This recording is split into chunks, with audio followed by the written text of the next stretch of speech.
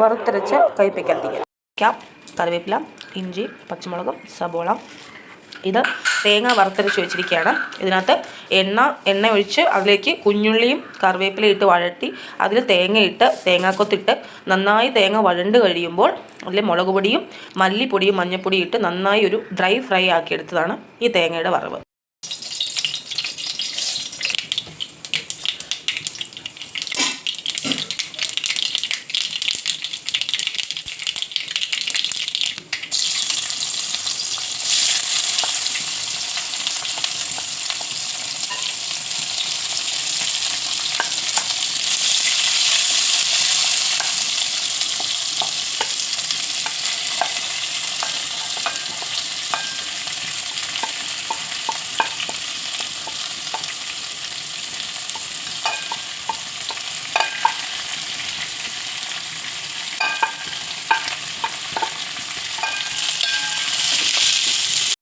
നന്നായി വഴണ്ട് ഈ ഒരു രീതിയിലേക്ക് എത്തുമ്പോൾ ഇതിലേക്ക് ലേശം മഞ്ഞൾപ്പൊടിയും കൂടിയിട്ട് ഒന്നും കൂടി ഇളക്കി ഒരു 5 മിനിറ്റ് കൂടി നമുക്ക് അടച്ചു വെക്കാം. ആ സമയത്ത് നമ്മൾക്ക് വറുത്ത് വെച്ച് തേങ്ങ ഒന്ന് അരച്ചെടുക്കണം. അരച്ച് നല്ല ലൂസാക്കി എടുക്കണം.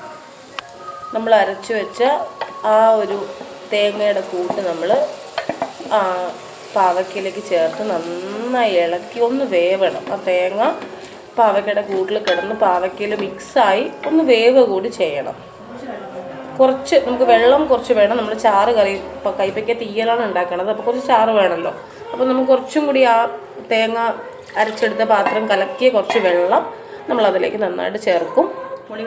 ചേർത്ത് പുളിവെള്ളം ഇതിലൂടെ ഒഴിച്ച്, പുളിവെള്ളം ആവശ്യത്തിനേ ഒഴിക്കാവുള്ളൂ. നമ്മൾ എത്ര ഒരാൾക്ക് പുളി വേണം ആവശ്യത്തിനുള്ള പുളി. പിന്നെ ഇതിൽ മുളക് പൊടി ഇട്ടാണ് തേങ്ങ വറുത്തത്, അതുകൊണ്ടാണ് നമ്മൾ പ്രത്യേകിച്ച് സെപ്പറേറ്റ് മുളക് ഇടാത്തത്. ആർക്കെങ്കിലും പിന്നെ പച്ചമുളകും ചേർത്തിട്ടുണ്ട്. ആർക്കെങ്കിലും എരിവിന് ആവശ്യം കൂടുതലുണ്ടെങ്കിൽ നമുക്ക് കുറച്ചും കൂടി മുളക് പൊടി ആദ്യം വഴറ്റണ സമയത്ത് ചേർക്കാവുന്നതേ ഉള്ളൂ. ഇനി ഈ സമയത്ത് നമുക്ക് ഉപ്പിൻ്റെ കുറവുണ്ടെങ്കിൽ നമുക്ക് പുളിവെള്ളം ഒഴിച്ചതിന് ശേഷം ഉപ്പ് ചേർക്കാം. ഇനി ഇതൊന്ന് നമുക്ക് അടച്ച് വെച്ച് ഒരു 5 മിനിറ്റ് കൂടി കുക്ക് ചെയ്ത് നന്നായി തിള വരാം. നന്നായി തിള വന്നതിന് ശേഷം നമ്മൾ ഓൾറെഡി കടുക് പൊട്ടിച്ചാണ് പാവയ്ക്ക വഴറ്റുക. അവിടെ പ്രത്യേകിച്ച് സെപ്പറേറ്റ് കടുക് പൊട്ടിക്കേണ്ട ആവശ്യമില്ല. നമ്മളൊരു പച്ചക്കറിവേപ്പിലയും ചേർത്ത് നമുക്ക് തീ ഓഫ് ചെയ്ത് സെർവ് ചെയ്യാവുന്നതാണ്.